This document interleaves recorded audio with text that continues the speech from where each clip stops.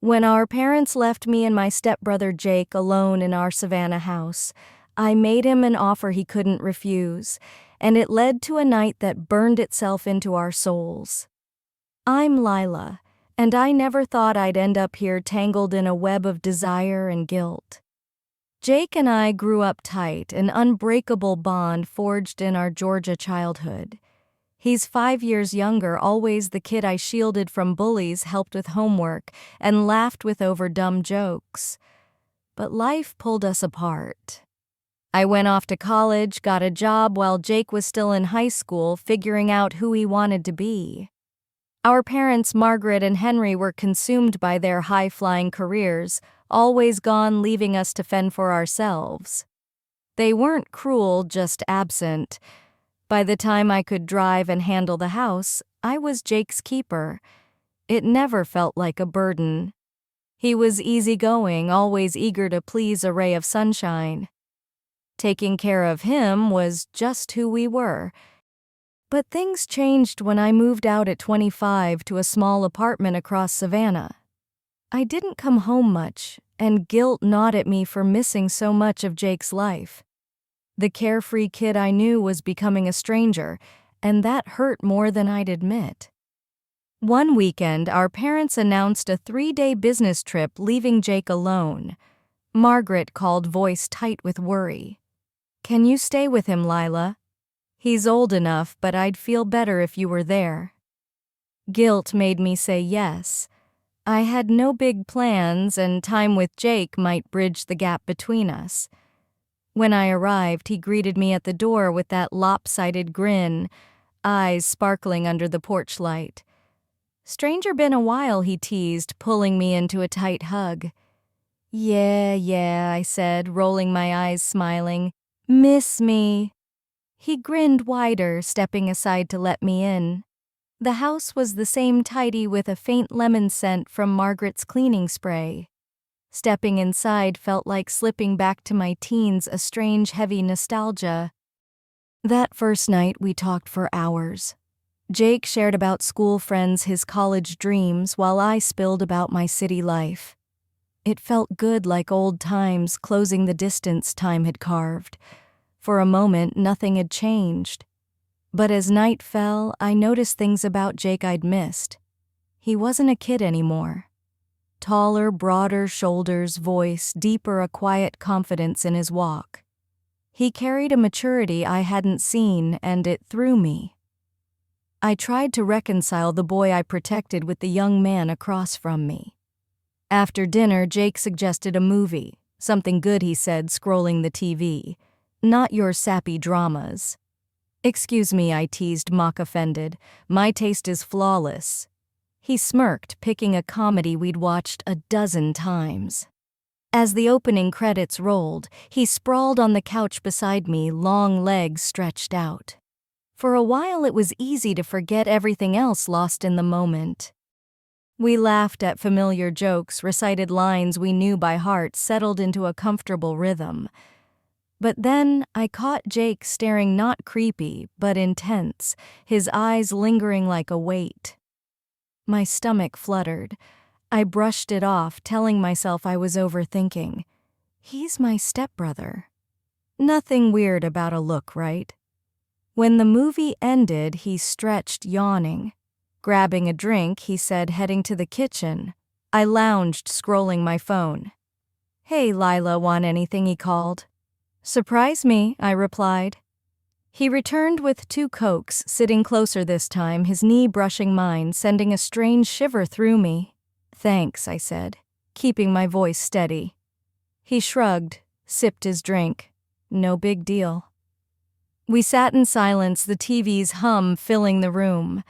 I tried focusing on my phone, but his presence was distracting, like a current pulling at me. His knee grazed mine again. "It's nothing," I told myself. "Just closeness." But a restless part of me wasn't sure. Jake broke the silence. "How's city life ever miss this place?" His question was casual, but his eyes locked on mine, sharp, searching. "Yeah, sometimes," I admitted, setting my phone down. "Things change. I like my space, you know." He nodded, leaning back. I get it, but it's weird without you. Quieter. I smiled faintly. I miss being here sometimes, but we all grow up. Yeah, he muttered, voice softer, almost sad. Guess we do. Something in his tone tightened my chest. As the night wore on, we kept talking, laughing about old memories, teasing over small stuff. The strange tension I felt earlier faded, replaced by a warm familiarity, a reminder of how much I'd missed him. By the weekend's end, driving back to my apartment, I realized some bonds are too strong to break no matter how far life pulls you. Jake wasn't just my stepbrother, he was my anchor, the one constant in my life. I swore I wouldn't let so much time pass before seeing him again. I glanced at him, noticing how focused he looked, brow furrowed, a seriousness I hadn't seen before. It aged him, made him seem more man than boy, and it unsettled me. For a fleeting moment, I saw him not just as my stepbrother, but as his own person, with his own struggles, his own depths. It shook me. I shifted, breaking the silence. All right, you'll be out of here soon, I said, keeping it light. College, new friends, a whole new life. Maybe he shrugged, voice low, uncertain. But it's not the same. You were always the one I could talk to even when things got rough. I frowned. What do you mean? He looked down, then back at me, eyes raw. When Henry went full-time and Margaret got too busy, I felt like I was on my own. But you were always there. You made it easier. His words hit hard, guilt, surging like a tide. I hadn't realized how much my absence hurt him, how much he'd leaned on me without saying it. Jake, I murmured, I didn't know you felt like that. He gave a small smile. Not your fault, I'm figuring it out. Just glad you're here now. I nodded, squeezing his shoulder. You know I'm here if you need me, right? Yeah, he said, smile widening. I know. For a moment things felt normal, easy. But as my hand rested on his shoulder, I felt a spark in the air, sharp and unsettling. Our eyes met, and something in his softened, making my pulse jump. I pulled back, cheeks warm, looked away.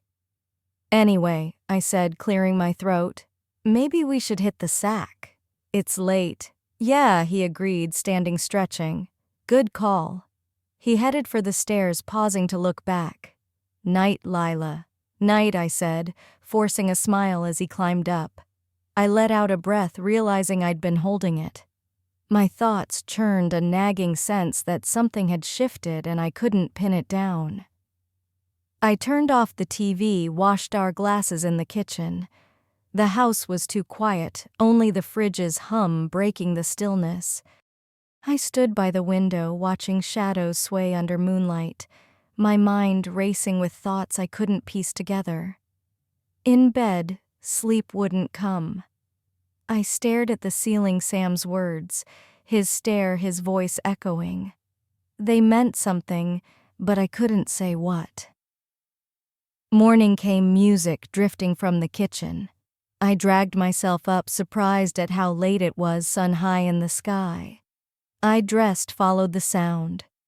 Jake was there, humming to the radio, making breakfast, casual in a t-shirt and sweats, hair messy from sleep. He reminded me of the kid I used to tease, but different, older, surer. Morning, he said, glancing up. Made eggs. Want some? Sure, I said, sitting at the table. Thanks. He set a plate in front of me, sat across, his easy smile disarming. We ate in peaceful, quiet sunlight spilling through the window, casting golden glows across the room. This is nice, Jake said, breaking the silence. Having you here feels like old times. I nodded, smiling. Yeah, it does. But even as I said it, that uneasy feeling lingered like a shadow under the surface. Our old connection felt frayed, replaced by something I couldn't name. It tightened my chest, set my mind spinning. I couldn't ignore it, no matter how hard I tried. The morning blurred with small chores, but the unspoken tension hung on. Jake seemed at ease whistling to the radio while I busied myself to keep my thoughts from wandering. Every glance, every word felt heavier, charged with something I couldn't explain. By lunch, I was restless. Jake suggested another movie, but sitting still felt suffocating. "Let's walk," I said, craving fresh airspace. He grinned. "Sounds good. Let me grab my sneakers." We strolled through our quiet Savannah neighborhood, lined with ancient oaks and manicured lawns, timeless as ever. We talked easily, his classes, my job, the neighbor's hyperdog. It felt natural, like slipping back into our old rhythm. But I couldn't miss how his shoulder brushed mine, or the glances he stole when he thought I wasn't looking. I told myself it was nothing, but deep down I knew better. At the park down the street, the sight of old swings and a worn basketball court stirred memories. Jake sat on a swing, legs nearly touching the ground, and motioned for me to join. I hesitated, then sat, the chains creaking under my weight. "This place never changes," he said, voice thick with nostalgia. "Yeah," I murmured, memories flooding back. The moment felt heavy, loaded with unspoken words. I smiled faintly. "Feels like we spent half our childhood here." "Because we did," he laughed. "You kept pushing me on these swings even when I swore I could do it myself." I grinned. "Because you'd jump off and land in the mud." He chuckled, shaking his head.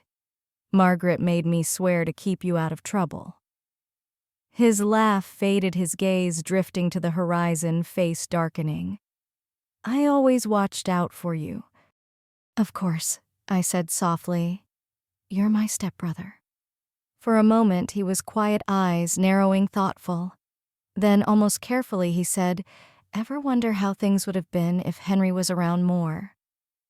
The question caught me off guard. I stared, unsure how to answer. After a beat, I said, "Guess so, but you've done all right. You don't need his approval to be proud of yourself." His eyes met mine, raw vulnerability cutting through. "Thanks, Lila," he whispered.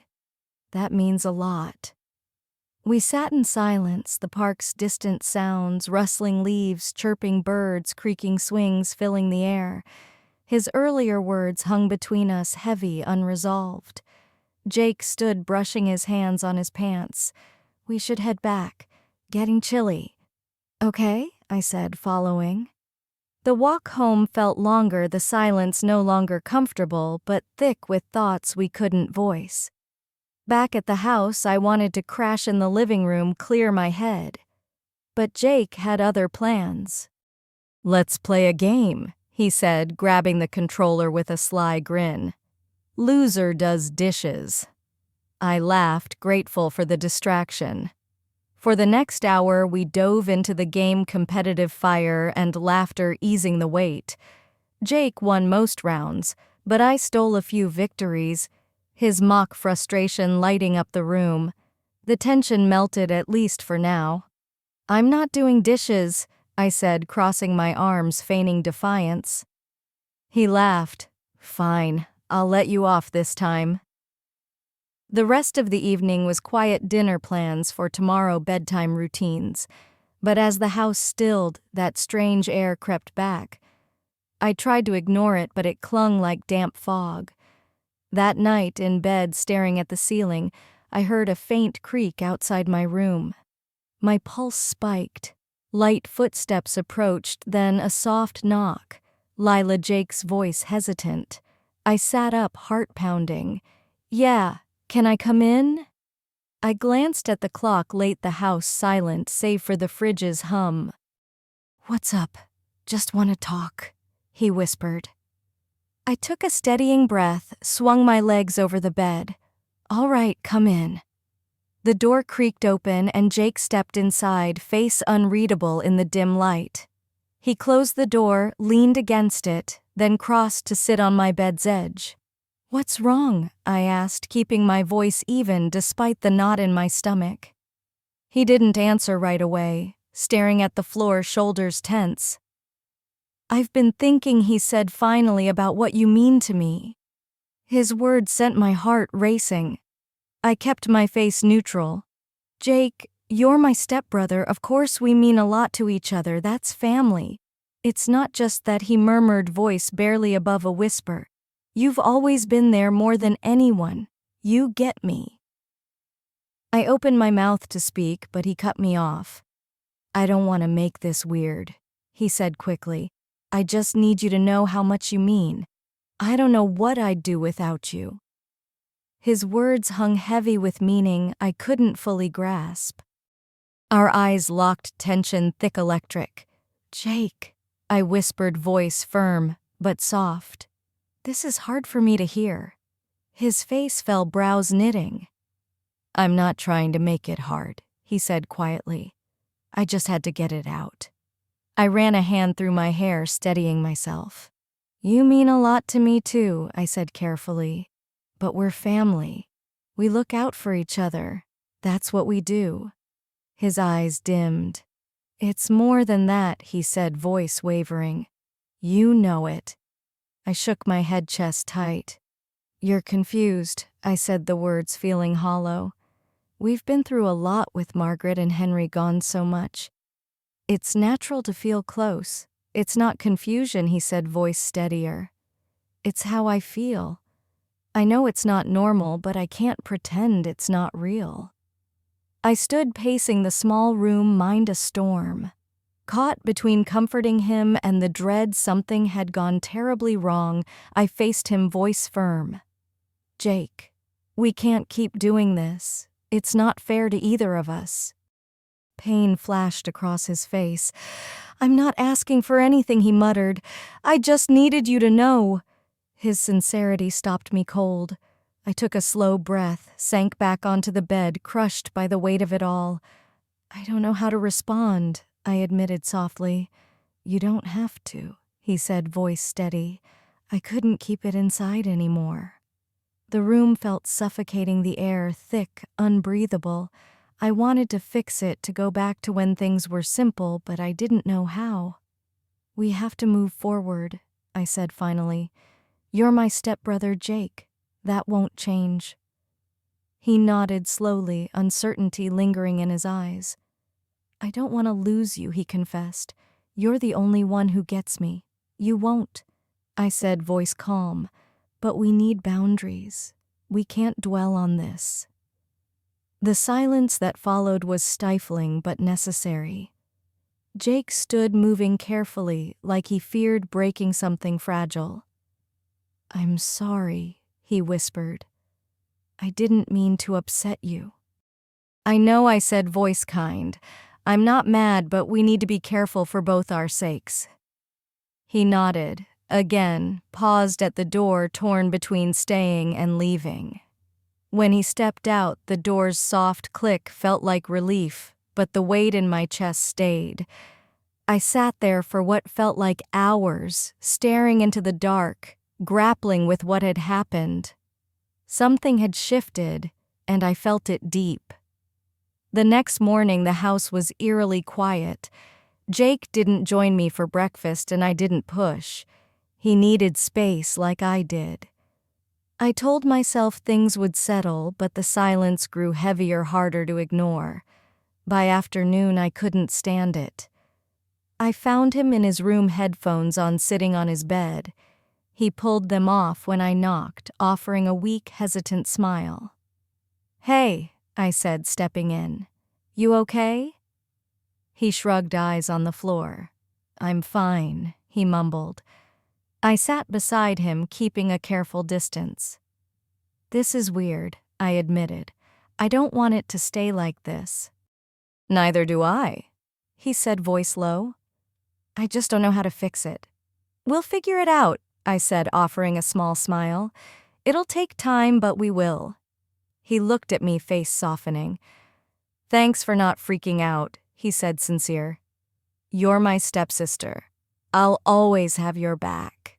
For the first time in days, the tension eased just a fraction. We talked, slipping into lighter topics, his class's friends' weekend plans. When I left his room, the weight on my chest shifted but didn't lift.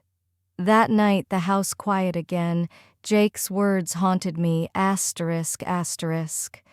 I lay awake, his confessions replaying raw and heavy. I told myself it was a phase that we'd get through, but I wasn't sure. Around midnight, I heard footsteps in the hall.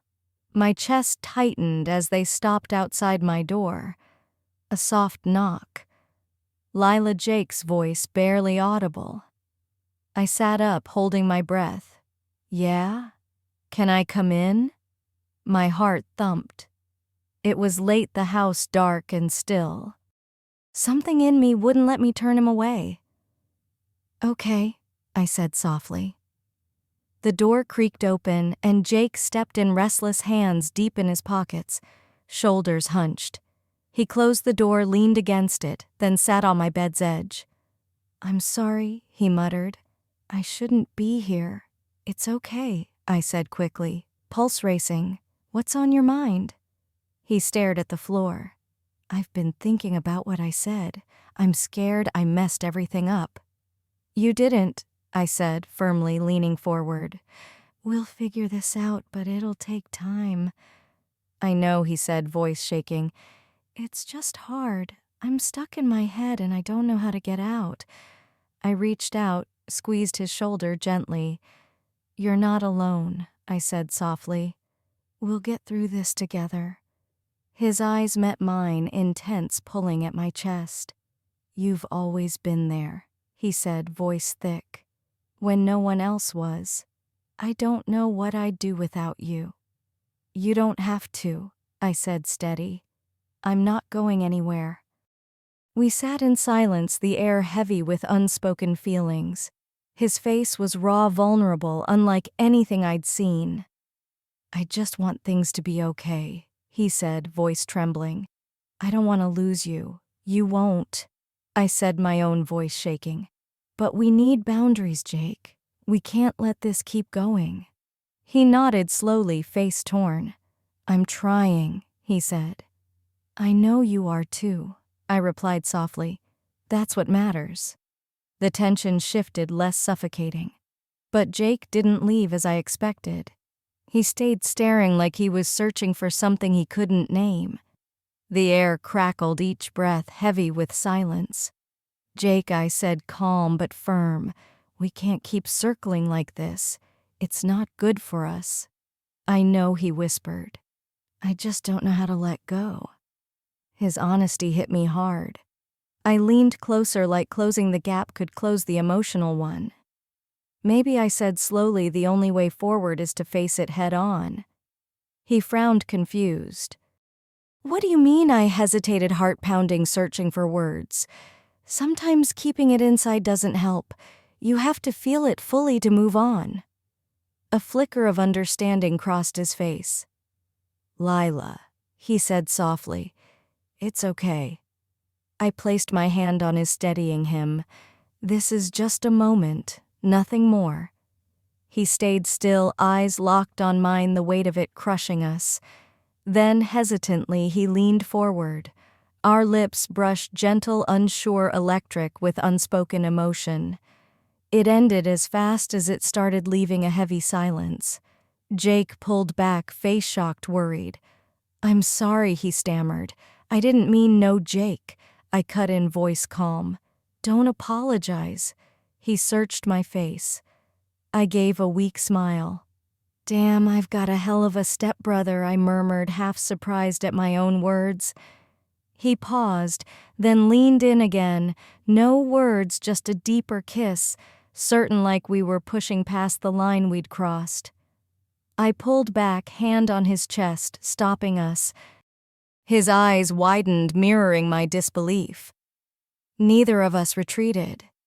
We let it happen, silent, reckless beyond what we'd imagined. It was dangerous, and I knew it. But in that moment, it felt right, perfect. When it settled, we lay there fully aware of what we'd done. God, Jake breathed, breaking the silence. I don't know what to think. It's okay, I said quickly. It's done. We move on. He studied me, eyes full of questions. He stood slowly, careful, like he feared breaking us. "Night, Lila?" he whispered. "Night," I said, watching him leave. The door clicked shut, and I exhaled, mind spinning. That moment changed everything. A line crossed, maybe clarifying, maybe complicating. I didn't know what came next, but for the first time I felt a spark of hope we'd find a way through. The next morning the house felt lighter, like the air had shifted. Jake joined me for breakfast, easier, less guarded. We talked plans, the conversation flowing natural. It felt like progress. When it was time to leave, Jake walked me to the door. Margaret and Henry weren't back yet, which seemed to ease him. "Thanks for staying," he said, smiling, soft but genuine. It meant a lot. "Glad I did," I replied. "I'll be back soon, okay? We'll keep talking, figure this out." He nodded, face hopeful. "Yeah, we will." Driving away, the house faded in my rear view, but the weight of what happened lingered. I knew the days ahead would be tough, but we were moving forward, and that was enough for now. Back at my apartment, life resumed, but that night stayed with me. I thought of Jake more than I wanted, wondering how he was coping, if he'd found clarity. Weeks later, my phone buzzed with his text. "Hey, just wanted to say thanks again. Things are clearer now. I'm okay." I stared at it, then replied, "Good. One step at a time. I'm here if you need me." He answered fast, "I know, I'll be fine." It wasn't closure, but it was progress, and that was enough. Still, I wondered. What do others think? Was it wrong? Should I feel guilt? I don't know. Share your thoughts below. It means a lot. Thanks.